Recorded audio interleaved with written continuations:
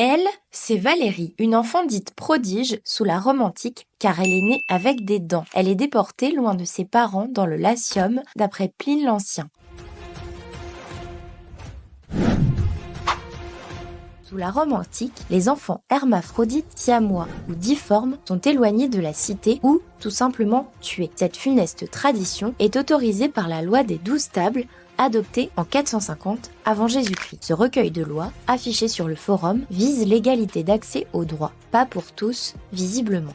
La loi des 12 tables, qui a été édictée alors, voulait que le père supprime l'enfant difforme. Le père avait droit de vie et de mort, puisque la décision était prise à partir de lui. Elle pouvait être aussi prise dans d'autres cas par un conseil des sages ou des gérontes qui décidaient de supprimer cet enfant. Puisque les moyens de suppression, c'était l'exposition à la mort, au cœur d'une forêt profonde ou au fil de l'eau, il est probable que les enfants survivaient. Ils étaient promis la plupart du temps à l'esclavage, à la servitude ou à la prostitution. Cette mesure a perduré jusqu'à l'époque impériale, jusqu'en 27 avant Jésus-Christ. Sous la République, les Romains avaient une conception très stricte de la normalité. En revanche, le guerrier blessé, lui, peut prétendre occuper une place dans la cité car son handicap est explicable. On interprétait ce qu'on appelle aujourd'hui le handicap comme une faute tragique envers